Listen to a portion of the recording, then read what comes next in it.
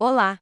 Nas aulas anteriores abordamos um método de aprendizado de máquina muito popular, a regressão logística.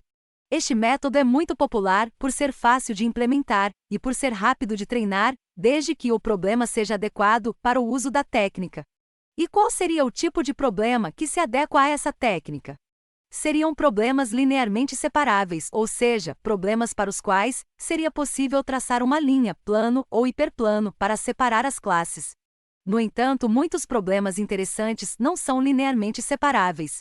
Mesmo alguns problemas simples, tais como o problema do ou exclusivo, não são linearmente separáveis.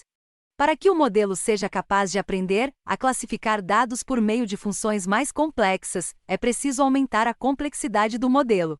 E isto é feito, basicamente, aumentando o número de camadas de neurônios artificiais. Temos então as redes neurais artificiais. Nessa aula, você vai aprender a construir uma rede neural, do tipo chamado de retropropagação, que é uma das arquiteturas de redes mais conhecidas da área.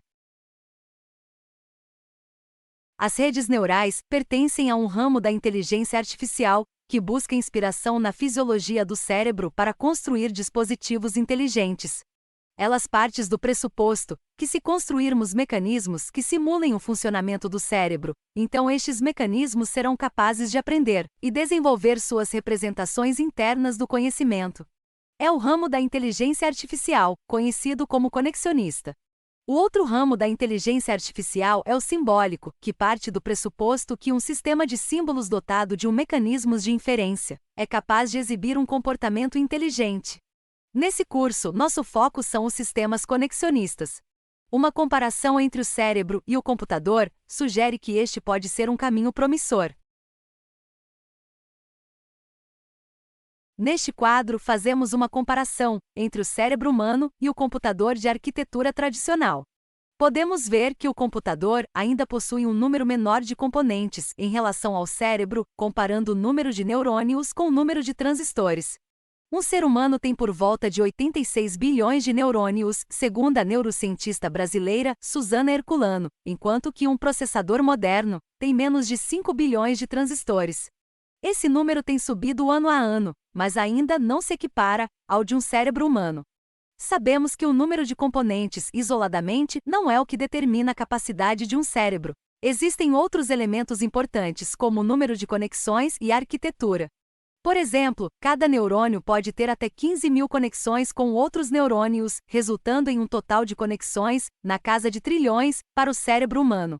Esse fato nos leva ao nosso próximo item de comparação, que é o fato do cérebro humano funcionar de forma massivamente paralela, enquanto que os computadores, mesmo os que possuem vários núcleos, serem basicamente sequenciais.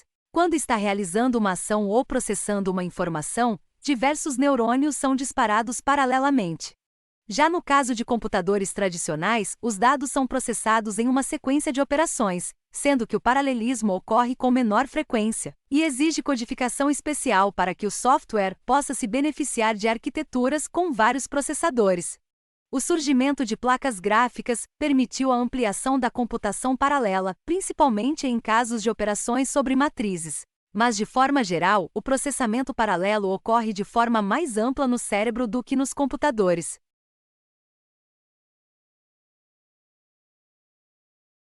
Outro ponto que diferencia o cérebro humano do computador é a velocidade de processamento. Na verdade, é difícil comparar dois elementos de natureza tão distintas, mas vamos tentar. Se contabilizarmos o tempo para uma informação chegar ao cérebro, então, a velocidade de um impulso nervoso no corpo humano é de cerca de 100 milissegundos. No caso de processamento de imagem, o cérebro precisa de apenas 13 milissegundos para processar. No entanto, leva 400 a 500 milissegundos em média para respondermos a estímulos visuais. Mesmo sendo números impressionantes, isso significa que o cérebro trabalha com frequência de kHz. Já os computadores modernos trabalham em uma frequência, na casa dos gigahertz, ou seja, na faixa de nanosegundos. Portanto, a frequência de trabalho do computador é 1 milhão de vezes mais rápida do que a do cérebro. Devido a essa diferença de velocidade, o computador digital é muito melhor em resolver problemas numéricos. No entanto, devido ao seu massivo paralelismo, capacidade de aprendizado e flexibilidade, o cérebro é melhor em interpretar o mundo exterior, interagir socialmente e ter novas ideias. A última diferença que gostaríamos de destacar é o fato do cérebro humano ser bastante tolerante a falhas, enquanto que o computador digital não é. Ao longo da vida perdemos vários neurônios e ainda assim, se não for o caso de uma doença degenerativa, continuamos funcionais. Existem casos na literatura de pessoas que perderam grande parte do cérebro em acidentes e ainda assim, recuperaram as capacidades, uma vez que outras áreas do cérebro assumiram as funções desempenhadas pelas áreas afetadas. Já o computador digital, caso venha ter parte de seus circuitos afetados, ele simplesmente para de funcionar ou funciona com erros. Vamos terminar aqui com a nossa comparação. Acreditamos que ficou claro as vantagens da arquitetura do cérebro em relação ao computador tradicional. Antes de entrarmos nos detalhes sobre o funcionamento das redes neurais, acreditamos que seja importante apresentar um pouco do histórico da evolução das redes neurais. As primeiras pesquisas sobre redes neurais foram iniciadas em 1943 pelos pesquisadores Macaulay e Pitts. No entanto, as pesquisas começaram a se tornar populares a partir da publicação do trabalho do psicólogo americano Frank Rosenblatt em 1958, introduzindo o conceito de perceptron.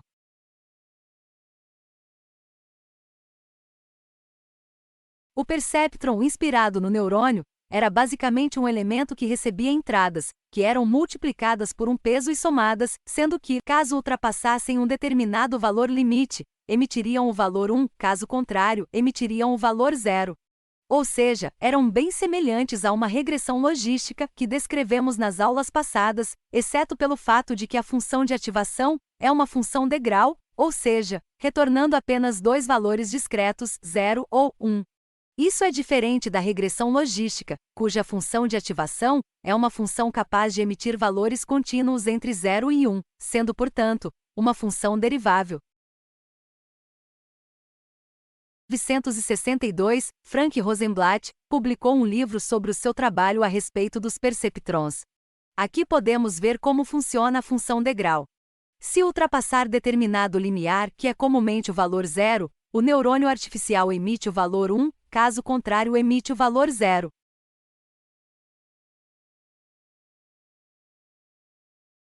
No entanto, em 1969, dois importantes pesquisadores americanos, Marvin Minsky e Seymour Papert, publicaram um artigo mostrando que as redes neurais desenvolvidas até aquele período eram capazes de resolver apenas problemas linearmente separáveis e, portanto, tinham pouca utilidade para modelar o comportamento humano. Problemas linearmente separáveis são aqueles cujas instâncias podem ser separadas ou classificadas traçando uma linha reta, no caso de problemas descritos por dois valores, ou traçando um plano, no caso de problemas descritos por três valores, ou por um hiperplano, no caso de problemas descritos por quatro ou mais valores. Um problema simples que não pode ser resolvido linearmente é o problema do ou exclusivo, também chamado de Shor. O exclusivo ocorre quando você tem dois fatos, mas apenas um pode ser verdadeiro, mas não os dois. É o significado comum do ou na linguagem natural, quando falamos que, por exemplo, o pneu furou ou não furou. Apenas uma das coisas pode ter ocorrido e não as duas. Graficamente, o problema pode ser representado da forma como mostrado. Podemos notar que não podemos traçar uma única linha para separar todas as instâncias do problema. É possível resolver problemas não lineares, usando várias camadas. Aqui vemos o uso de dois neurônios em sequência para resolver o problema do ou exclusivo. Dê uma pausa no vídeo para verificar se o problema foi realmente resolvido com essa disposição. No entanto, nesse caso os pesos foram ajustados manualmente e não aprendidos pela rede, uma vez que no caso dos perceptron de Rosenblatt, não existe um algoritmo de aprendizado que funcione para mais de uma camada. Então, se não existe aprendizado automático, a técnica perde seu atrativo. Por isso, após a publicação do artigo de Minsky e Papert, o financiamento de pesquisas em redes neurais foi interrompido. Os perceptrons são atraentes, por possuírem um algoritmo de aprendizado. Com isso, a rede pode aprender e melhorar seu desempenho. O algoritmo de aprendizado funciona por ciclos. Em cada ciclo, é aplicado um conjunto de exemplos e calculado o erro em relação ao resultado esperado. O erro é usado para calcular novos pesos, e então um novo ciclo é aplicado. A fase de aprendizado termina quando a rede consegue exibir respostas corretas, não só para os exemplos como também para o conjunto de testes. Aqui vemos o algoritmo de aprendizado dos perceptrons em pseudocódigo.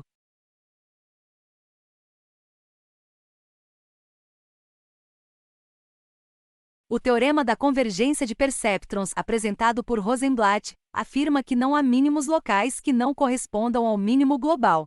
A superfície de erro para os problemas que podem ser solucionados pelos perceptrons pode ser representada como nesta figura, onde é possível ver que, se caminharmos na superfície no sentido oposto ao da maior inclinação, chegaremos ao ponto de menor erro. Foi apenas nos anos 80 que as redes neurais ressurgiram com força, devido ao surgimento de algoritmos de aprendizado para redes de múltiplas camadas. Esse algoritmo é chamado de retropropagação, ou backpropagation. Foi descoberto pela primeira vez por Paul Verbus em sua tese de doutorado, mas passou despercebida. Foi descoberto pela segunda vez por David Parker em 1981, que tentou obter uma patente, mas posteriormente a publicou, em 1985. A terceira e última vez foi descoberta independentemente por Ian LeCun em 1985 e por Rumelhart, Hinton e Williams, em 1986. As redes que estamos estudando nesse curso, e que utilizam o algoritmo de retropropagação, são as redes feed-forward, ou de alimentação à frente. Para entendermos o posicionamento deste tipo de rede, dentro dos tipos de redes existentes, podemos, de forma simplificada, dividir as redes em feed-forward e em redes recorrentes. As redes recorrentes unem a informação de saída com a da entrada para alimentar a rede, e são muito úteis para processar entradas, na forma de sequência, mas não iremos estudá-las neste curso. Aqui vemos a representação geral de uma rede de múltiplas camadas. Ela possui uma camada de entrada e uma camada de saída, podendo ter entre elas 0 ou mais camadas. As camadas que ocorrem entre as camadas de entrada e de saída são chamadas de camadas ocultas. Em uma rede de retropropagação típica, todos os nós de uma camada possuem conexões com todos os nós da próxima camada. Por isso, as camadas são chamadas de totalmente conectadas ou camadas densas. As redes de retropropagação são, algumas vezes denominadas de perceptrons multicamadas. No entanto, essa denominação não é apropriada, uma vez que, como veremos mais adiante, existem diferenças importantes entre os perceptrons e as redes de retropropagação. A primeira diferença ocorre na função de ativação. Enquanto que em um perceptron a função de ativação é uma função degrau, no caso da rede retropropagação, a função é, em geral, uma função contínua derivável, como por exemplo a função sigmoide. Outra diferença importante é o algoritmo de aprendizado. Mas esse algoritmo iremos ver na próxima aula. Então chegamos ao final de nossa aula. Aqui aprendemos o que é uma rede de retropropagação. Na próxima aula detalharemos o algoritmo de aprendizado das redes de retropropagação. Até lá!